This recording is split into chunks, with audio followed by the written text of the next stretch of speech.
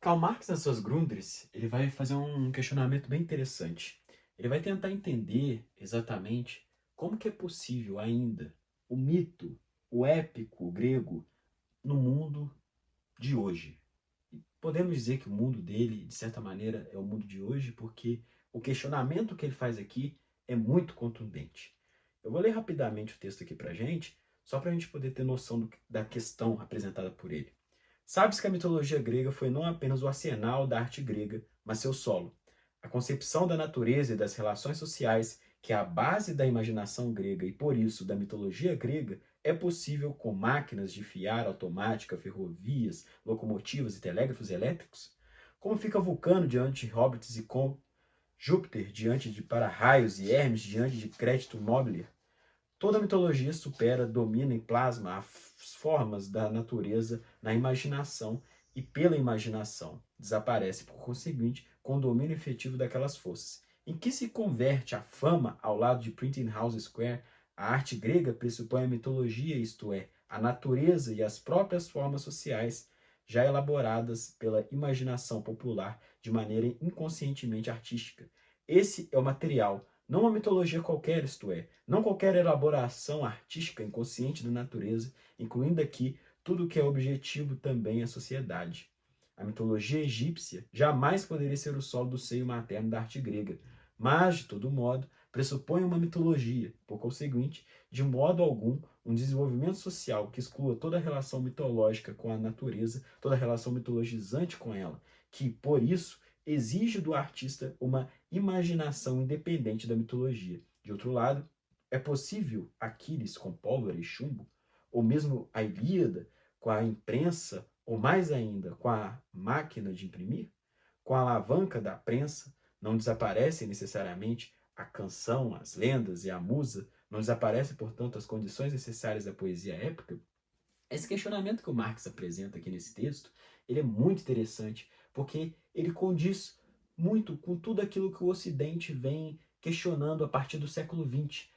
Na verdade, a partir do século XVIII, XIX, a partir da época das revoluções industriais, a partir de todo esse momento em que parece que Deus foi cada vez mais perdendo seu espaço e cada vez mais a técnica, a ciência, foi recebendo e sentando-se no trono de Deus. E quando algo que não seja Deus senta-se no seu trono, isso significa que nós estamos num momento muito complicado, que é justamente a era do niilismo. E bem, falar de niilismo é falar de Nietzsche, mas a gente vai falar disso daqui a pouco. Voltando aqui para o texto de Marx, né, ele vai justamente tentar questionar como que é possível ainda a mitologia, como é possível ainda um ciclo épico no momento em que a técnica também parece se levantar para enfrentar Deus, para enfrentar os deuses. Como é possível invocar a musa, a loucura da musa, a entusia, aquilo que Platão fala no diálogo do Íon, que é meu diálogo favorito? Como é possível invocar a musa na época da inteligência artificial, invocar a musa na época da técnica, na época do niilismo? Como é possível ainda esse tipo de comunicação? Bem, é possível, mas Mas isso só acontece porque existe algo que surge no meio do niilismo e da técnica, que é uma reconsideração da mitologia. Obviamente a gente não está falando aqui de Homero de novo. Não dá para a gente pensar exatamente na Ilíada. Não dá para a gente pensar na cólera de Aquiles. O que a gente pode pensar, na verdade, é em como que a experiência da guerra já tecnologizada pode criar uma nova forma de se pensar o épico, uma nova forma de se pensar a guerra, não é mesmo? Porque, afinal, não são mais as flechas de não são mais as flechas de Apolo que vão ferir os soldados, mas sim os tanques, as balas. Tudo isso vai ainda criar um imaginário, e esse imaginário que vai perpassar por todo o século XX. Isso é muito interessante, porque ao mesmo tempo que é uma relação de um análoga à Ilíada, é ao mesmo tempo completamente diferente. O que a gente tem aqui é uma nova possibilidade de se pensar. Uma mitologia, mas agora com uma couraça diferente. E bem, por que a mitologia, mesmo na era da morte de Deus, mesmo na era do niilismo, e como eu disse, daqui a pouco nós vamos falar de niilismo, ainda é possível? Como é que é possível que Eliade, Friedrich Otto, Gilbert Durand, todos esses autores tenham pensado o mito na época em que parece que Deus morreu? Como pensar isso ainda? E parece que era uma necessidade, de fato, da época. Não apenas uma sistematização, mas de pensar isso como uma forma de autossalvamento, de soteriologia, né? Talvez pensar nisso também. Mas que livro fez com que seja possível uma Ilíada com pólvora? Esse livro, meus amigos, é esse daqui. Ernest Junger, Tempestade de Aço. Bem, a Ilíada, essa nova Ilíada, ela é um memoir.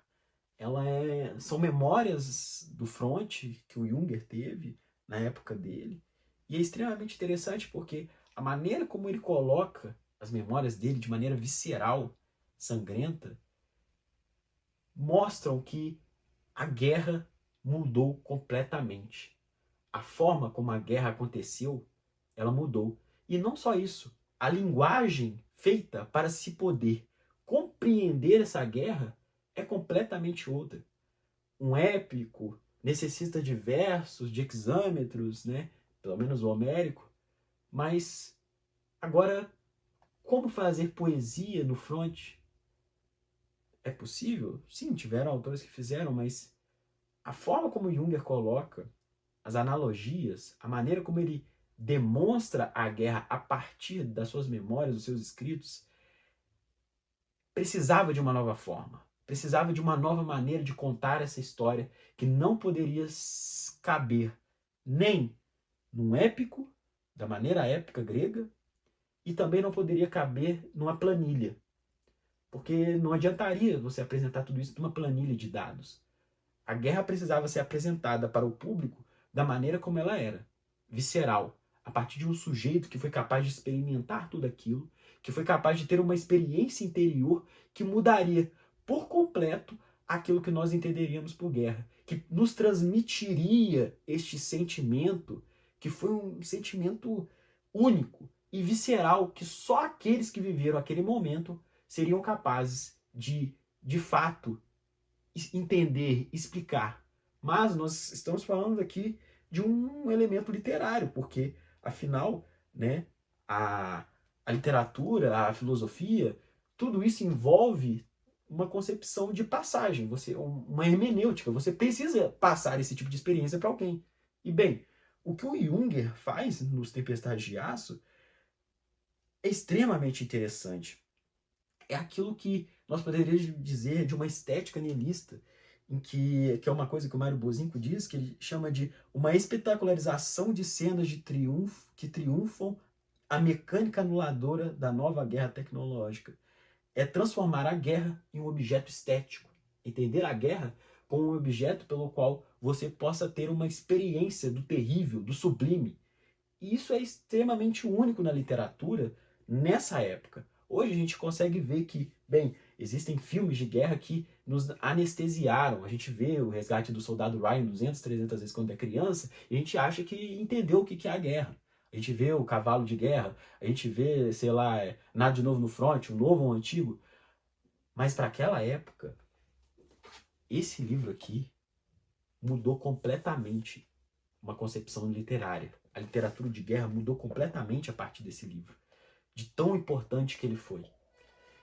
E para Junger, né, foi talvez o livro em que ele mais se dedicou, porque ele mudou e reescreveu o livro várias e várias vezes, né, e várias edições, vários e vários prefácios ele escreveu, e é extremamente interessante pensar de que isso aqui foi um livro que ele trabalhou a vida inteira, né.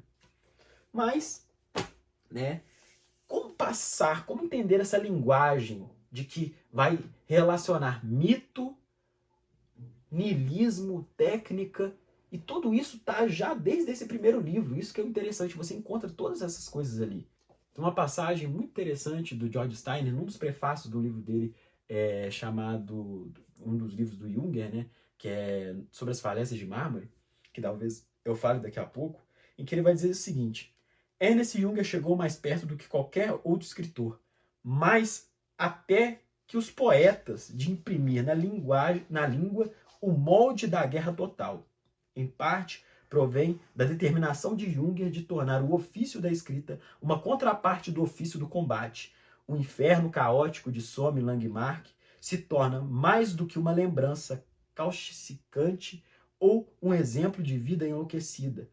A tempestade de fogo da artilharia pesada, a paisagem lunar de crateras e clarões, o frenesi sonâmbulo do combate corpo a corpo, pareciam em Junger condensar certas verdades e mistérios essenciais do homem, escrever ensaios, poemas ou romances como se a própria língua não tivesse passado pelos arames farpados e pelo ar envenenado, parecia a Junger algo semelhante a uma evasão romântica, uma tática burguesa numa época em que as amarras da civilização burguesa tinham sido fatalmente afrouxadas, embora fosse uma parte inextricável da violência, a língua era, contudo, a última região segura de sobrevivência. Ou seja, independente de pensarmos de que Junger glorificava ou não a guerra, isso para mim, sinceramente, tanto faz. O que é mais interessante é, na verdade, pensar que ele foi um dos primeiros, ou provavelmente o primeiro, que foi capaz de utilizar uma nova linguagem para poder apresentar os horrores da guerra, para poder apresentar a guerra como uma experiência que fosse única.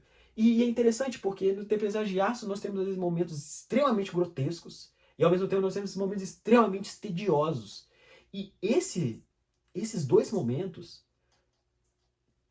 das trincheiras não ficaram nas trincheiras. Na verdade, esses são os momentos que nós vivemos até hoje. Porque ao mesmo tempo que nós vivemos em momentos violentíssimos, nós também vivemos momentos de tédio em que, como dizem, nada acontece. Mas esse nada acontecer, ao mesmo tempo, é um momento em que tudo acontece. Porque a técnica e o niilismo, eles estão num casamento tão imbricado, tão estreito, tão relacionado, de que é impossível desvencilhar uma coisa da outra. Isso tudo cria uma nova mitologia, porque, afinal, as tempestades de aço não são apenas uma analogia. Na verdade, elas são a couraça, a nova artilharia dos titãs. A técnica se tornou um poder titânico. E por isso, quando nós pensamos na Ilíada, em que os deuses interferem na guerra, o que nós temos agora não são apenas os deuses, mas nós temos os próprios titãs que interferem na guerra. E eles, quem tiver feito o pacto de maior lealdade a eles, digamos assim, que fez o pacto com maior lealdade a eles, vai ser aquele que vai vencer a guerra, né? Mas uma coisa que nós temos que entender ainda acerca da linguagem é que ele diz, inclusive, nesse livro aqui dele, né, que é uma coisa muito interessante, que é o sobre a língua, sobre as falésias de mármore. Sobre a língua nós vamos falar daqui a pouco. Mas é bem interessante porque ele diz uma coisa assim, que essa nova linguagem, ela tem que ser compreendida como uma espada mágica cujo brilho faz empalidecer o poder dos tiranos. Palavra, liberdade e espírito são três faces de uma realidade única.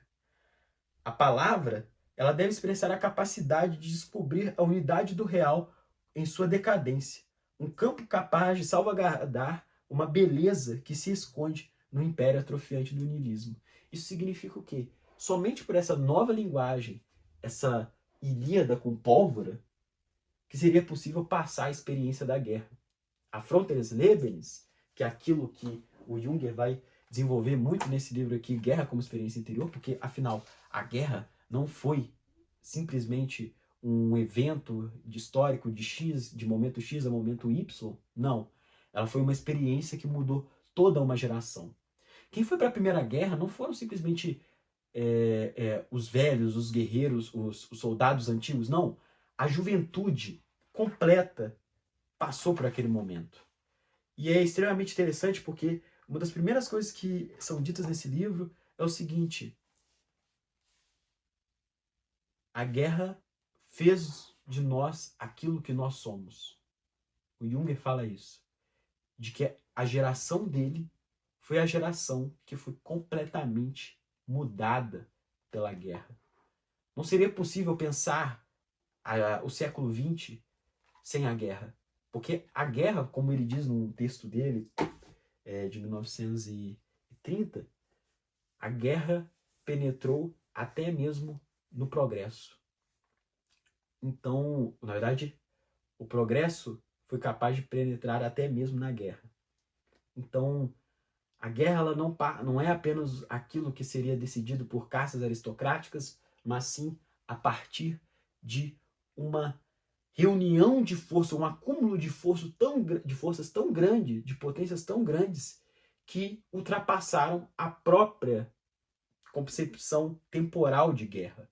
Na verdade, para o Jung, o que nós vivemos, a época da técnica, a época do niilismo, começa justamente com essa concepção de que existe uma guerra fora da guerra. E essa guerra fora da guerra é a era da técnica, em que tudo se relaciona, tudo está em volta dela, todas as armações, né, que ele vai falar de Rüstung, tudo isso envolve a guerra, tudo isso envolve a técnica, e tudo isso é possível porque nós estamos na época do niilismo, da decadência, mas ao mesmo tempo da ascensão, porque se existe uma nova linguagem, existe esperança. E essa nova linguagem que pode passar o horror, ela também é uma linguagem que pode passar o sublime. E bem, esse canal que eu estou querendo criar, que eu pretendo começar, ele na verdade é uma tentativa de expressar algumas questões filosóficas que eu venho pesquisando há alguns anos. E esse vídeo, na verdade, é um vídeo mais simples, que eu quis simplesmente apresentar algumas questões e pensar, né? Como que Junger, Heidegger, Oswald Spengler, alguns autores que são ditos como malditos, né? Eles, na verdade, eles são muito importantes para a gente poder pensar algumas questões filosóficas que são extremamente atuais, né? A tecnologia, tudo isso envolve o mundo que nós vivemos hoje. E, bem, a gente pode lembrar, por exemplo, eu não sou católico, mas o Papa fez aquela encíclica papal, a Divina Humanitas, né? O Papa fez a encíclica papal, óbvio. Mas essa Divina Humanitas, ela, de uma certa maneira, faz parte dessa tradição. Porque ela, e todos esses autores, nenhum deles vai entender a técnica como uma coisa neutra. Porque a técnica, ela, na verdade, é o expediente mais recente, a configuração mais potente atual da vontade de poder. Então, é por isso que a gente tem que entender que mitologia, niilismo e técnica, eles se envolvem não simplesmente de uma maneira interessante, literária, como um recurso, mas são concepções filosóficas que, no século XX, a partir do século XX, ou fizeram uma decisão, ou estão preparando para nós, hoje, do século XXI, uma decisão que em algum momento nós vamos ter que fazer. Se nós vamos, de fato, realizar o projeto niilista, ou seja, o niilismo ativo de que Nietzsche diz estar atrás dele, e se nós vamos finalmente sentar no trono de Deus, ou se nós vamos perecer, né? E se o atravessamento vai ser a partir daquilo que Junger chama da figura do trabalhador, ou da figura do desterrado, o Der Wahlgang, ou a partir de uma serenidade, como Heidegger explica, ou se o pacto fáustico vai ser essa eterna relação. Bem, essas são algumas questões que eu quero desenvolver, né? Eu pretendo lançar alguns vídeos semanalmente, né? Ou de 15 em 15 dias. Eu ainda não sei exatamente como é que vai funcionar, mas eu quero trazer essa discussão a público, eu quero que essa discussão se torne pública, porque eu acho que ela é extremamente interessante para a gente poder pensar o mundo de hoje. Enfim, Muito obrigado.